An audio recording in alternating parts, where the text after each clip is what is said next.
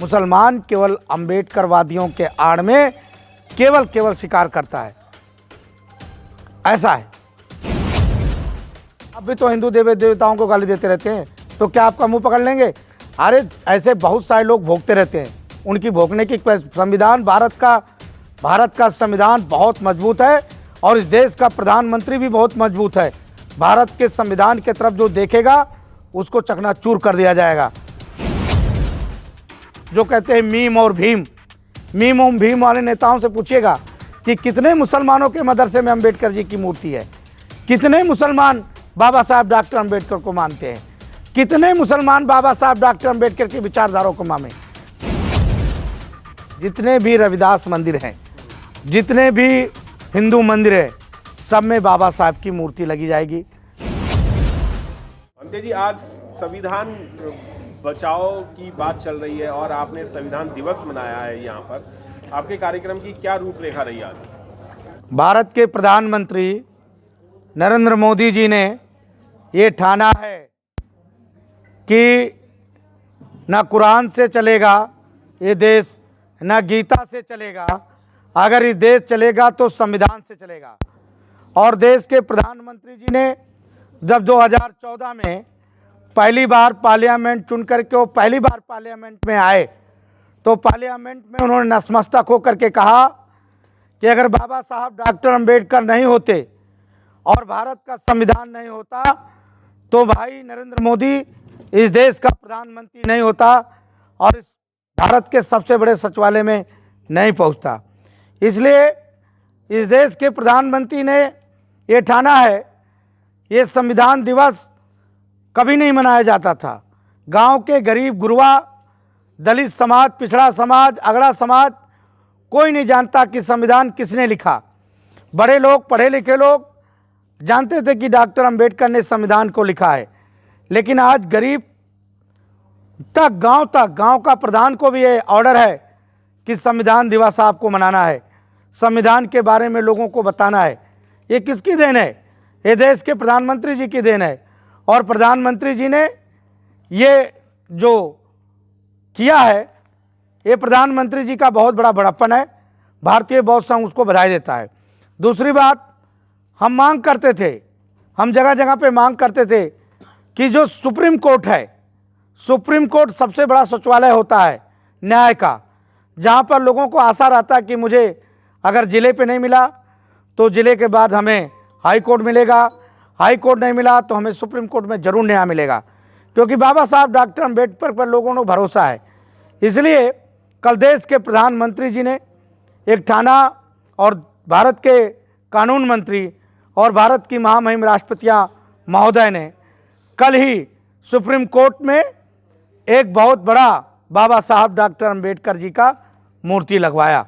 और हमें विश्वास है कि प्रधानमंत्री जी ने ठाना है कि हर ज़िले में बाबा साहब डॉक्टर अंबेडकर जी का मूर्ति लगेगा जहाँ पर न्यायालय है, ताकि वकीलों को मालूम हो, लोगों को वहाँ पहुँचे मालूम हो कि भारत का संविधान डॉक्टर अंबेडकर ने लिखा है। इसलिए जो कहते हैं कि संविधान बचाओ, क्या संविधान बचाओ? कांग्रेस ने 127 संशोधन किया, भारतीय जनता पार्टी की 10 साल सरकार आई, केवल मात्र 3 संशोधन हुआ। 127 जब संशोधन हुआ तो लोगों को आंखें नहीं खुली। मैं बताना चाहता हूं आपके मीडियम के माध्यम से कि बहुत सारे नकली अंबेडकरवादी भी घूम रहे हैं, जिनको बाबा साहब डॉक्टर अंबेडकर के बारे में कुछ भी नहीं मालूम है। यहाँ तक कहते हैं कि मीम और भीम।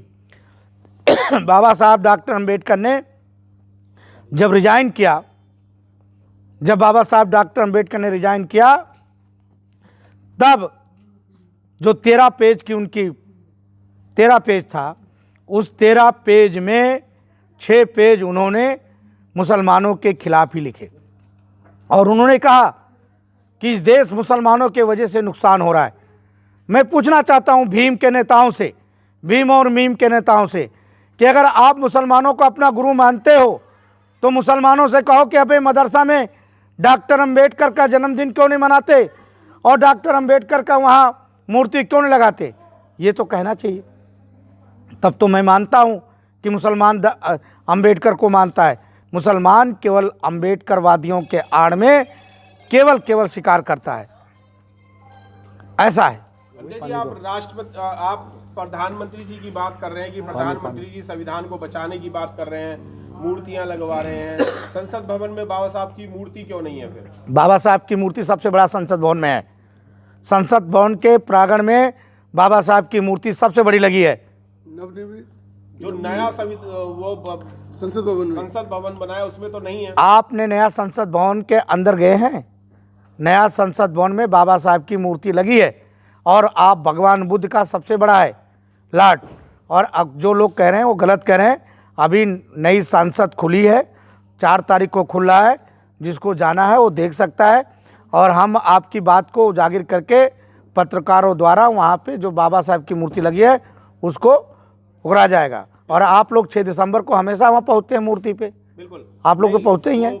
पुरानी मूर्ति है वो। हम नए संसद की बात कर रहे थे। दूसरा सवाल ये है आपसे बंदे जी कि आप प्रधानमंत्री जी संविधान को बचाने की बात कर रहे हैं, पर उनके मुख्य सलाहकार जो हैं वो ये सलाह दे रहे हैं कि इस संविधान को पूरा बदल देना चाहिए। किसने आपको कहा ये बात? ये किसी ने, अगर किसी की निजी वो है तो वो गलत है। आप आरएसएस का मकसद और भारतीय जनता पार्टी का मकसद और भारतीय जनता पार्टी की सरकार की पूरी मकसद है कि संविधान को घर तक पहुंचाया जाए और घर घर तक लाया जाए। कांग्रेस ने जो बाबा साहब डॉक्टर अंबेडकर को दूर रखा, उस दूरी को पूर्ण करने का काम माननीय मोदी जी कर रहे हैं। सर, दूसरा अभी सवाल है, ग्रेटर नोएडा में यूनिवर्सिटी के अंदर दुबे जी हैं जो कि एक कॉलेज चलाते हैं, लॉ कॉलेज है उनका, और उस लॉ कॉलेज में उन्होंने प्रेस वार्ता की और करीब जो है 20 कॉलेज आए थे, उनके सभी के बीच में बोला है कि संसद को, संविधान को बदल देना चाहिए, ये बहुत पुराना हो गया है। ये निजी, देखिए मैं आपका निजी मामला है, वो निजी मामला में कौन क्या कहता हमें क्या मालूम। आप भी तो हिंदू देवी देवताओं को गाली देते हैं। सर, कानून क्या? नहीं, मैं आपको पूछना चाहता हूँ। देखिए, अरे सुनिए ना, पहले मैं आपको बताता हूँ। आप भी तो हिंदू देवी देवताओं को गाली देते रहते हैं, तो क्या आपका मुंह पकड़ लेंगे? अरे ऐसे बहुत सारे लोग भोगते रहते हैं, उनकी भोगने की संविधान, भारत का संविधान बहुत मजबूत है और इस देश का प्रधानमंत्री भी बहुत मजबूत है। भारत के संविधान के तरफ जो देखेगा उसको चकनाचूर कर दिया जाएगा, ये मैं आपको बता रहा हूँ। और भारतीय जनता पार्टी, आरएसएस मजबूत है और आरएसएस चाहती है कि इस देश में पिछड़े, दलित, कुचले लोगों को सम्मान मिले। इसलिए परम पूजनीय मोहन भागवत जी ने स्वयं कहा है कि जो गलतियां हुई हैं वो गलतियां दोबारा नहीं होगी और जो होगा उसको कुचला जाएगा। आपको मालूम होगा कि हाल में एक दलित की मर्डर मेरठ में हुई है और सबरण ने किया है। वहाँ का मुख्यमंत्री भी सबरण है। मुख्यमंत्री ने उसका सत्यानाश कर दिया, उसका पूरा घर बुलडोजर से गड़वा दिया, उसके पूरे परिवार को छिन्न भिन्न कर दिया ताकि वो सबक ना सीखे, दोबारा ऐसा गलत काम ना करे। सर, क्या ऐसा कानून नहीं बनना चाहिए जो कि अगर कोई इस तरीके से एक्टिविटी करे तो इस तरीके से सजा दी जाए जो कि कानून के दायरे में, जैसे घर तोड़ना वगैरह, ये सब तो जो है एक पूरा परिवार ही बिखर जाता है। देखिए, कानून के दायरे में करके बहुत सारा कानून का दायरा किया, लोग छूट गए। लोग कानून के आड़ लेकर के छूट जाते हैं क्योंकि बहुत सारे ऐसे लोग बैठे हैं जो कानून का गलत इस्तेमाल करके उनको छुड़ाते हैं। ऐसे लोगों को बाबा साहब डॉक्टर अंबेडकर ने कहा है। आपको मैं बताना चाहता हूं कि बाबा साहब डॉक्टर अंबेडकर का जो विचारधारा था, वो विचारधारा अब जाके सच्चा लागू किया है, वो भी नरेंद्र मोदी जी ने। आपने आज भारतीय बौद्ध महासंघ द्वारा संविधान दिवस मना रहे हैं आप, पर उस पे आपके बोर्ड के पीछे भी ये लिखा हुआ है सामाजिक समरसता सम्मान समारोह। समरसता तो ये ही हुआ कि जैसे कि पहले चलता आ रहा था उसी तरीके से आप, यानी कि संविधान को ना मानते हुए जो पहले से रूढ़िवादिता चली आ रही थी उसी को ही आप आगे बढ़ा रहे हैं। रूढ़िवादी तो कभी रहा नहीं।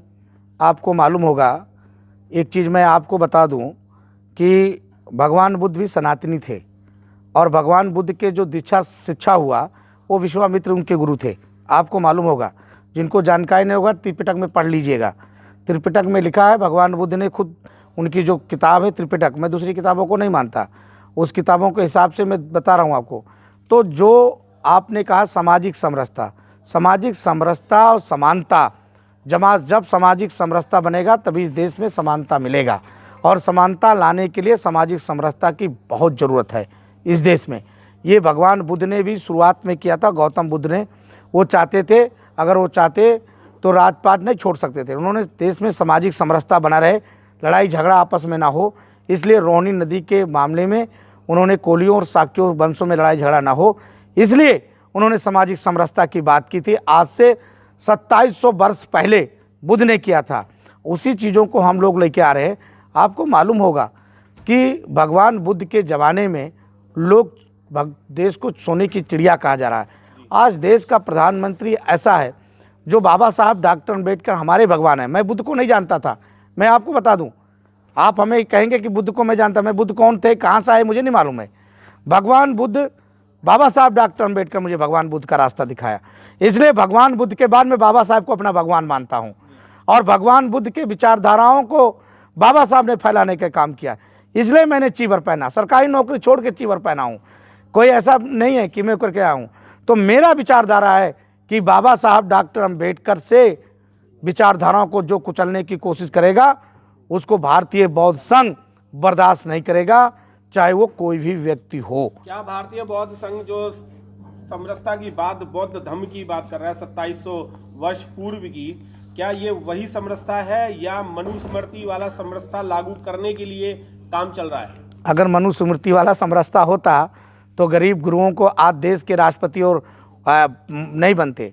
आदिवासी जिसको वनों में रहने का था, जो बेचारे जंगलों में तीर कमान लेकर घूमते थे, आज देश की सबसे बड़े सचिवालय पर वो लोग पहुँचे हैं। तो हमारे लिए बहुत स्वाभाविक बात है कि देश के प्रधानमंत्री हमें दे रहे हैं, तो इसके लिए हमें कंधे से कंधे मिला के चलना चाहिए और प्रचार करना चाहिए। हमारे जितने अम्बेडकरवादी मीडिया के लोग हैं, अभी माननीय कानून मंत्री जी ने कहा, उन्होंने एक व्यक्ति को नहीं कहा, हमारा दलित भी वकील है, सारे वकील हैं, सबके लिए कहा कि कानून सबके लिए बराबर होना चाहिए। इसलिए मीडिया के लोगों से मैं खासकर अम्बेडकरवादी मीडिया के लोगों से कि आप लोग, जो लोग आपको नहीं मानते, मैं उनको नहीं मानता। जो अम्बेडकरवादी अगर इन मीडिया को सहारा नहीं लेता है, वो आदमी अम्बेडकरवादी है ही नहीं है। आप लोग बाबा साहब डॉक्टर अम्बेडकर के असली चीज़ों को पहुंचा सकते हैं, गांव-गांव में पहुंचा सकते हैं। तो मेरे कहने का मतलब है कि आप जो अम्बेडकरवादी मीडिया कर रही है, उसके लिए मैं अम्बेडकर मीडिया को बहुत बहुत धन्यवाद देता हूं कि आप लोग कम से कम बाबा साहब डॉक्टर अम्बेडकर के विचारों को जन जन तक पहुंचाने का काम तो कर रहे हैं। तो इसके लिए आप लोगों ने जो प्रश्न किया मेरे से, मैं आपसे प्रश्न कर रहा हूं कि उन नेताओं से आप पूछिएगा, वो जो नेता जो कहते हैं मीम और भीम, मीम और भीम वाले नेताओं से पूछिएगा कि कितने मुसलमानों के मदरसे में अम्बेडकर जी की मूर्ति है, कितने मुसलमान बाबा साहब डॉक्टर अम्बेडकर को मानते हैं, कितने मुसलमान बाबा साहब डॉक्टर अम्बेडकर की विचारधाराओं को माने। बाबा साहब डॉक्टर अम्बेडकर ने जिन्ना से कहा था, आपको मैं बता दूं, जब जिन्ना ने कहा बाबा साहब डॉक्टर अम्बेडकर को कि अम्बेडकर आप भी मांग लीजिए एक देश, तो बाबा साहब ने कहा मेरी मृत्यु भी भारत है और मेरी जीवित भी भारत है। और गांधी जी को भी कहा था डॉक्टर अम्बेडकर ने कि गांधी जी और पंडित जवाहरलाल नेहरू, मैं बताना चाहता हूं कि जिन्ना ने देश को बंटवारा तो कर लिया, लेकिन एक भी मुसलमान भारत में नहीं रहना चाहिए। ये बाबा साहब डॉक्टर अम्बेडकर का वार्ड था, ये बाबा साहब डॉक्टर अम्बेडकर ने कहा। तो कहाँ भीम और भीम की बात आई? बाबा साहब हमारे भगवान है। अगर आप बाबा साहब डॉक्टर अम्बेडकर को मानते हो, मन बनो मुसलमान, मन बनो क्रिश्चियन, बौद्ध बनो। अगर बौद्ध नहीं बनते हो तो पढ़े रहो जहाँ पढ़े रहो, लेकिन ये विचारधाराओं को हनन मत करो। अम्बेडकरवाद को अम्बेडकरवाद रहने दो। बाबा साहब डॉक्टर अम्बेडकर ने कभी भी ब्राह्मण का विरोध नहीं किया, व्यवस्था का खिलाफ किया था। और बाबा साहब डॉक्टर अम्बेडकर के ज़माने में बाबा साहब डॉक्टर अम्बेडकर के जो गुरु थे वो भी ब्राह्मण थे। बाबा साहब डॉक्टर अम्बेडकर को जो बड़ौदा नरेश के पास लाए वो भी ब्राह्मण थे। जिन्होंने मनुस्मृति जलाया वो भी ब्राह्मण थे। और भगवान बुद्ध के जितने भी साथ में थे सब ब्राह्मण थे। तो व्यवस्था के खिलाफ थे, ब्राह्मणवाद व्यवस्था के खिलाफ बाबा साहब। क्या ब्राह्मणवाद व्यवस्था दलित नहीं करता है? ओबीसी नहीं करता है? सब करते हैं। आप देख लीजिए ब्राह्मणवाद व्यवस्था। अगर बनते राहुल अपने 60 साल बुढ़े से पैर छुलाता है तो वो सबसे बड़ा ब्राह्मणवाद व्यवस्था है। पर बंदे जी, आप मुस्लिम की बात कर रहे हैं कि वो अपने मदरसे में बाबा साहब को नहीं लगाते। हिंदुओं के किसी भी मंदिर में बाबा साहब या तथागत गौतम बुद्ध नहीं लगे हुए हैं। शायद आप ये गलत करें।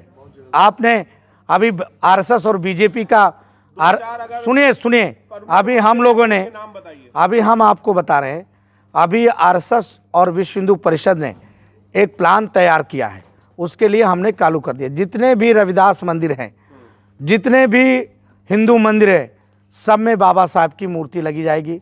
सभी में सभी दलितों के जो मसीहर है उनकी मूर्तियां भी लगाने का काम चालू कर दिया। घर घर तक में ये अच्छी बात है। मैं आपके मीडिया को धन्यवाद देता हूं। कम से कम आप हमें चिंता करने की बात तो कर रहे हैं, हम चिंतन कर रहे हैं और उस चिंतन को आपको अच्छी लग रहा है, आप अच्छा काम कर रहे हैं। हमारी आंखें तो खोल रहे हैं, तो आंखें खोल, अच्छी बात है। आरएसएस कभी भी दलितों का दुश्मन नहीं है। आरएसएस बीजेपी दलितों का दुश्मन ना है, ना रहेगा। धन्यवाद।